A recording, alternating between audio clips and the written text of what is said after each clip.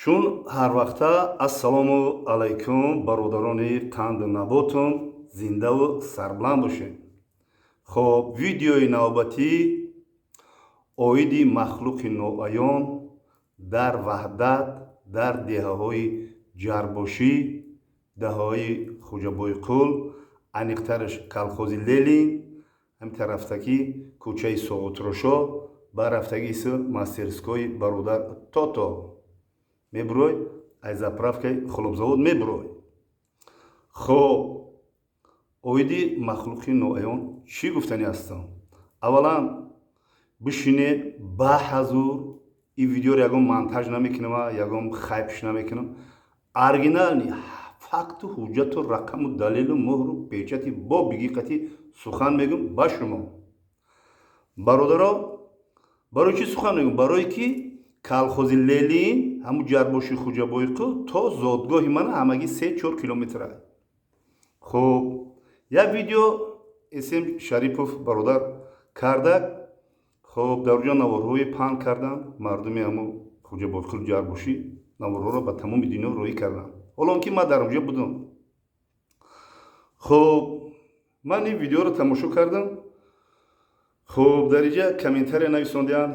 якташ бобои қанд гуфтагӣ ман инҷа метавонам комментарияда нависондианда.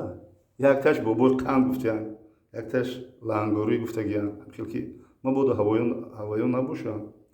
хуб бои комментарияда нависонда ки бобои қанд набоша, бо тема кардеса боша. ой бадгумон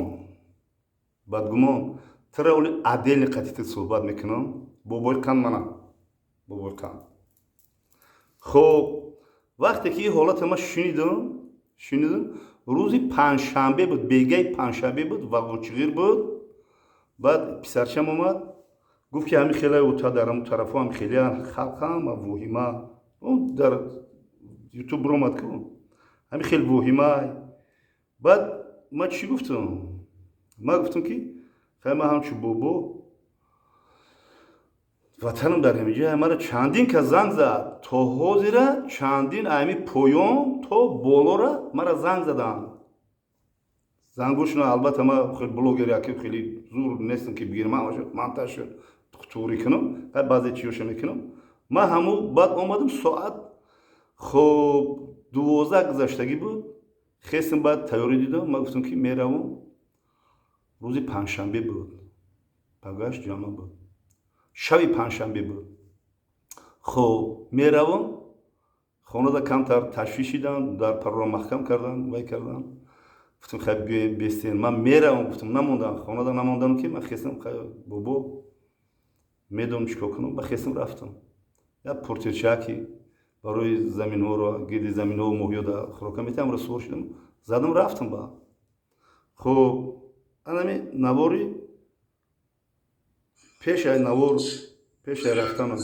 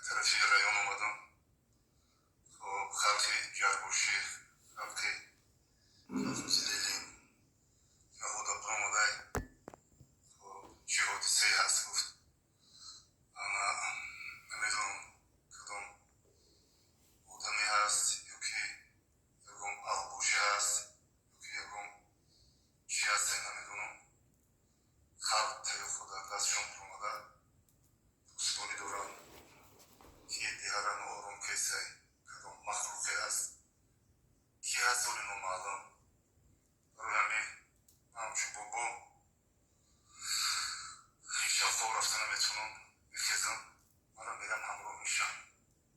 قطعی همون برادرها که در روزای خستگیشون در قوطی های هستیم، در روزای غمگینشون هم بابا در قوطی اونها هست. میرم احوال او با خبر میشم. ساعت 12 گذشته است. الله پاک همه ما را در پشت و پناه اسمت خودش نگهبان باشه. الله اکبر. خب انا برادرو دیدین ویدیو روزی شبی پنجشنبه بود. پگاش جمعه بود. همه خستم رفتم پورتیشه ما گرفتم رفتم گفتن که یگون کس قطید نمیبره. گفتم که نمیره یگون کس قطید، یگون بچه تا یگون همسایه یگون رفیق تا نمیره. گفتم که هستای ما در رفیق، ما در هستای نگهبان هستای یاری تنها الله پاک. خستم رفتم البته یگون ویدیو نکردم. رفتم حالت دیدم، حالت اونجا را دیدم که اونجا بچه ها بودن، های مردم هستن اونجا دا. خب بچه ها هم هستن، بچه های غمخوار و دلسوزی وطن در اونجا دا مثل گهبین دارم. همو حالت همه دیدم. البته همه بابا هستن، البته او کودکی که دین برآمده بلاگر شده که اولی خیلی زور میزنی سخن ما به او آدم میرسه. صاحب شمیوا خیلی زور میزنی با تو با پوتا با پای بابا دراز کنی. خیلی اولی زور میزنی، اولی زور زدم بگی دویدن گوساله تو کردم. خب با من رفتم تا قو تنها الله قطعی دیلم پر خدای مهربان هستای. خیستم رفتم اونجا پیشواز گرفتن. خب همه بابای خان گفتم چی گپای چی حادثه؟ میگن که همه فناریکو دادست. خیلی نوار دیدین اخی نوار دیدین در اون نواری وای برادر اسم شریفوف هم نام وای برادر نوار کرده. بعدی وای من نوار کردم برای گفتم پیش پرتکی نکنم که با هم اجدا بینیشم اسخا پیش پرتکی نکردم. گفتم ولی میبرایی اولی با نوار میکنم بعدی اویدی همی با نوار میکنم. خب بعد پرسان کردیم یگون گپی انیق دقیق نیست. اینه میرم من میگم یگون گپی انیق دقیق نیست. با شما زیر کامنتر ننویسین. ما جین دا باور دارم، جادو دا باور دارم. فهمیدی که در مکه مکرمه مسجد جینا هستن. جین حقه و راسته. فهمیدی؟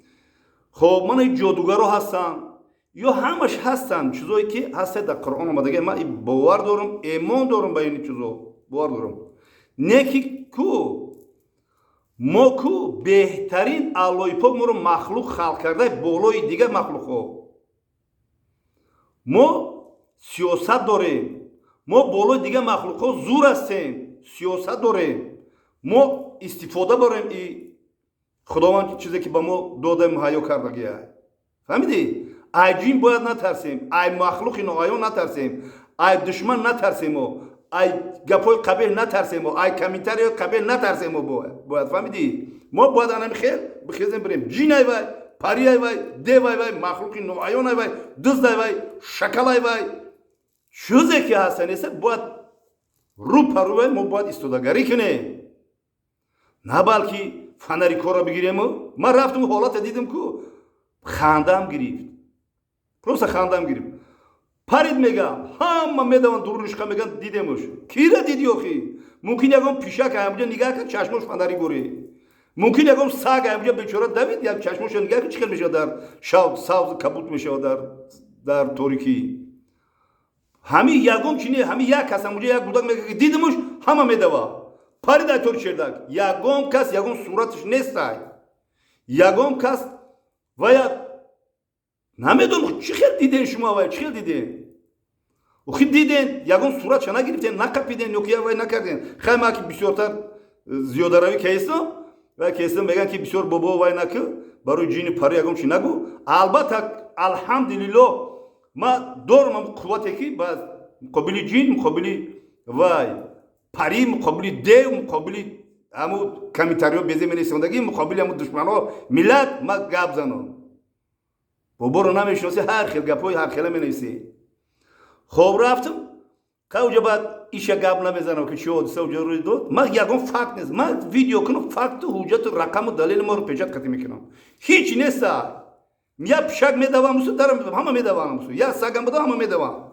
خودش پاسته خودش بلنده چشمش سرخای این خیلی و خیلی همه فانتزی خودش. یکم که صورت چنان میگیره یکم کامera دو مدگی نیست. خای جینه جین پره و خی جینی نه پشتو خونه ملا ممکن جین پینی همی قدو کوچه دمی کوچه مود جین پر باشه. نکی میدونه که یا بابا کانده جین گشتن بگیره اونجا خی. این تریس میخوی شما چی قدر مردم امید با تهلکه انداخته؟ هیچ نیست. خیلی یکم دوست بود یا که یکم الکش بود یا که یکم کس بود دوزی آمد چی آمد خیلی برفته که تمام دیگر های پریده های برآمد های چی آمده خیلی نیست. یکم کس فکت و حجت خیلی گپ نمیزنه. برای همین چی گفتنی هستم زادگاهی من همیجا من رفتم یکم چی ویدیو نکردم نیست به معنی اخی همو تلپر هم ویدیو هم درش خرابیارات ویدیو کنیم اخی چیه اخی فکتش چیه همی یا هوای میکنم مردم با تلکه میدوزی در کار نیست با خدا این کارو در کار نیست. خیلی جینم باشه و میاد یا خانه دو خانه را میسو وای میکند خیلی در یه در من دنبلو هستین که نوشیدری هم تو نشه دنبلو برین سوره بخونین برین آیات بخونین برین کفر صوف کنین که جینو برین آخه جینو با یکم کالتک با یکم رازبار با یکم چی نمیره جینو با آیات قرآن میره برین آخه دنبلو کفر صوف کردن بگیرن آخه اینو گپ نوتوریه جین با کمون میره برای کمون قطعه پرونش اتومات که پرون جین پروندن نمیتونی جین دنبلو بقوا دار که بخونه که شوف کردن بگیره خیلی ملوی نسایشی در کو خیلی چیگه پایه ما زودگوی ما همه تنجه بخدا مسکا زنگم زدن ای قرغان زنگم زدن ای تموم جو زنگ میزنن بیار باب بنویسم زنگو رو نشونتون بتون باور میکنی هیچ گم نیست تنجه اورومای ایشالله با هم ریا درست پس خم میشه گیجاشی جیم پیم به همش برفت مخلوق نویان آدمای او دنیا برفتن نیستن و خیلی دیگه چیه ایجاد و خیلی اصلا با بیرون میکنه همه تنج آرام های خط پروس یعنی یک خود بخودش همی یک بای کیسته شید تمامی چی نیسته هیچ یکم چی نیسته اگر یکم چیزی که باشه که وای مثل پرونده شوه و خیلی که قپیده شوه جینه نه قپیده میشه نه پرونده میشه دیگه دنبلای بقوات که ملای ما و خطیبا بشینه نه که کوف و صوف کردن بگیرن نه که جینو بگیرن بروانه ماش از اون بلند بگین در رویا قرآن دومده که جین قرآن اومده که قرآن دومده که نمیدونه جین همین طرز خیلی نیست میکنی یکم پست موسقاتی دست کردن نمیشه جینا درو میگو وظیفه دنبلو جین کی باشه برن دنبلو یعنی ماکینه جینو را زور چون کی نمیرسه دعوا نکنه دعوا خطیبی و دعوا دنبلوگی نکنه یا جین سر کردن میتونه خشلوق مخلوق نوایان دیگه هیچ نیست یکم چی نیست ولی اگر بخوابم برم نگاه میکنه که یکم دیوونه یا که یکم الکشه یا که یکم بفهمید خودتون بفهمید زنده و سربلند باشین خیلی ویدیو به تشویشه و حتی این زودگاهی ما اینم جدا فهمیدی من خودم تا قرفتم بخدا خیلی می اومد یکم جیم پین بدیدمش بس راست شدم بگذیم میگم جین اومده قطعی من راز بردورا مطوریه گفتم بریم بزنیم خوبه یکم گپ خبر نیسته فهمیدی ای مرزک شنوخی جین اومده پین اومده گفته مردک شنی جین کیه خودش اوخی گفتی برای نمیگم چهار سوره بخون اگر حیثیت کدید جین میگریزه میره زنده و سربلند باشین دستگیری فراموش نکنه یه همیرن مردگی تنهایی لایک بزنه دینو دا پام شوه بگن که وعده تام تنج روما باید خشم نسی که بوم بری لایک دادم میمونم نشیورم بود نشوه زنده باشین